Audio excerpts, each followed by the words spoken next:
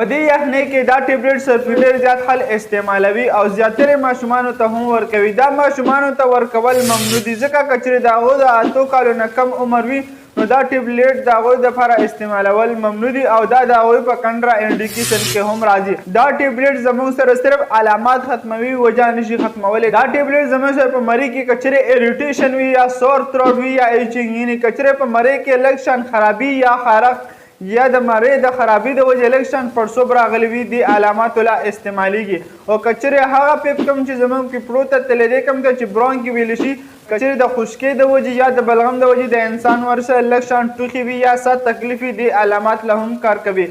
یا که چېرې په انسان باندې د یخنۍ د وجې لږ شان ټوخي راځي دې علاماتو له هم استعمالیږي. خو دا صرف ته وقتي طور باندې لږ شان کار کوي او دا وجه نشي ختمولی. همدغه شان میډیسن انفارمیشن دپاره زموږ سره اوسئ او دا ویډیو در سره مخکې شیر کړئ. شکریه، الله حافظ.